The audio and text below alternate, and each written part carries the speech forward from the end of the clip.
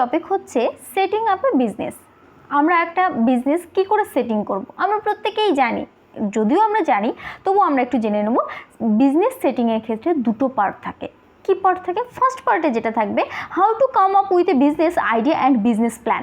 সেখানে কি থাকবে যে তুমি কোন বিজনেসটা করবে এবং সেই বিজনেসটাকে কিভাবে, তোমার কি কি আইডিয়া রয়েছে, কি কি প্ল্যান রয়েছে, কি করার প্ল্যান রয়েছে। অনেকে হয় না যে আমার এই বিজনেসটাতে এই জিনিসগুলো রাখবো, বা আমার প্ল্যান এটা এটা এটা, বা এই ডেকোরেট হবে, কি কি হবে, সেই প্ল্যানটাকে কিন্তু তোমাকে বের করতে হবে। এবং সেই তোমার যে আইডিয়া এবং প্ল্যান সেটাকে বাস্তবায়ন করা আদৌ সম্ভব কি সম্ভব নয়, বা অবাস্তব কল্পনা, সেটাও কিন্তু আমাকে একটু ক্ল্যারিফাই করতে হবে, সেটাকে কিন্তু আবার দেখতে হবে। তারপর তোমাকে দেখতে হবে বিভিন্ন যে প্রোডাক্টগুলো, যে তুমি যে কাজটা করতে চলেছো সেই প্রোডাক্টগুলো কোথায় পাওয়া যায়, কি ক্যালকুলেশন রয়েছে, কি কস্ট রয়েছে, সমস্ত ইনফরমেশনগুলো কিন্তু তোমাকে কালেক্ট করতে হবে। নেক্সট যেটা পার্ট 2 হচ্ছে স্টার্টিং এ বিজনেস। এবার কিন্তু তোমাকে বিজনেসটাকে স্টার্ট করতে হবে। কীভাবে? This involves a lot of other steps lies. এটার মধ্যে অনেক কিছু ইনভলভ আছে, এই স্টেপটাতে প্রচুর কিছু ইনভলভ আছে। তাদের মধ্যে কিছু পয়েন্ট হচ্ছে বা কিছু স্টেপ হচ্ছে, যেটা first, getting the money to buy essential equipment.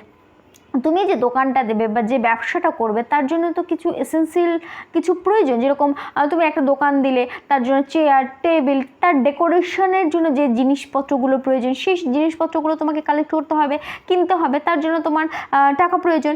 Registration business করতে হবে তোমার।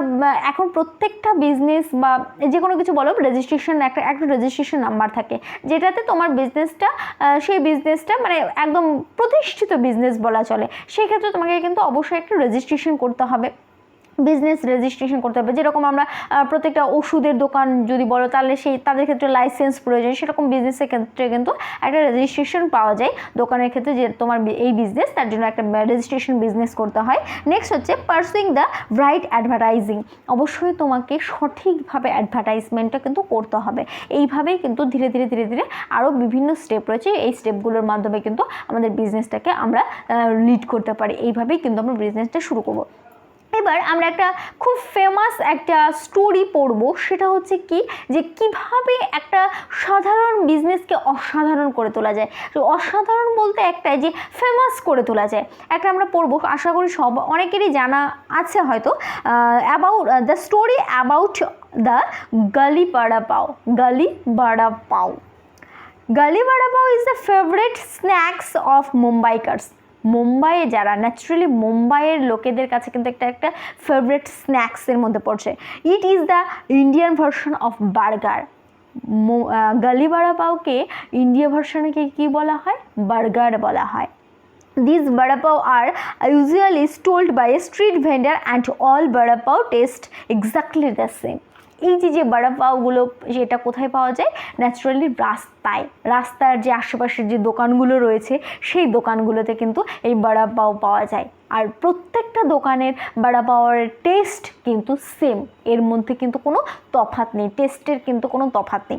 এইবার 2004 সাল ভেঙ্কটেশ অ্যান্ড শিব মেনন, ভেঙ্কটেশ আর শিব মেনন নামে দুজন ছেলে, তারা কি করেছিল, তারা একটা আইডিয়া করলো যে এখানে এই যে স্ট্রিট ফুডগুলো রয়েছে এটা তো সবাই পছন্দ করে, এত ফেমাস, মুম্বাইয়ের একটা ফেমাস খাবার বলা চলে, একটা স্ট্রিট ফুড বলা চলে, যেটা ন্যাচারালি রেলওয়ে স্টেশনের ধার দিয়ে থাকে বা যে কোনো রাস্তার দুই ধারে পাওয়া যায় এই বড়া পাওগুলো, সেটা মুম্বাইয়ের কিন্তু একটা ফেমাস স্ট্রিট ফুড বলা চলে।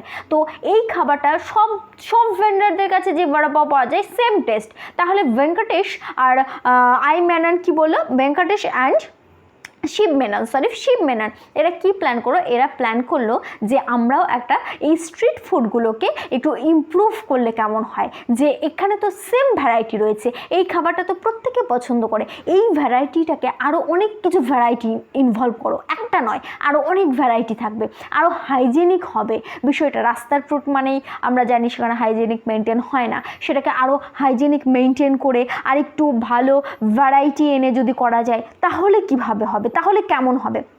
এই প্ল্যান করে ভেঙ্কটেশ আর মেনন কিন্তু ওরা একটা দোকান করলো, কি সেখানে হাইজিনিক মেনটেন হলো, stall instead regular street food stalls, মানে ভেরিয়াস আইটেম সেখানে ইনভলভ হলো, সেখানে হাইজিনিক মেনটেন হচ্ছে, সার্ভিসিং ভালো দিচ্ছে, সমস্ত কিন্তু শুরু করলো।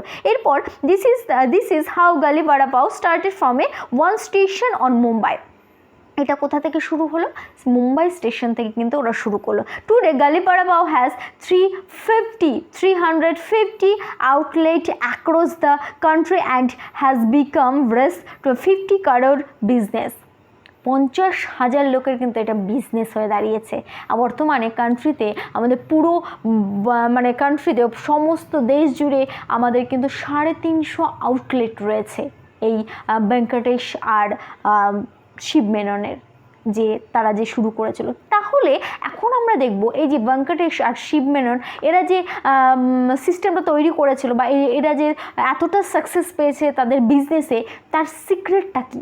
হঠাৎ করে সেম জিনিস তো, তারা কি করে এতটা সাকসেসফুল হলো যে 350 কান্ট্রির মধ্যে 350টা ওদের আউটলেট, 5 করোড়েরও বেশি লোকজনের মধ্যে ইনভলভ আছে বা 50 করোড়েরও বেশি।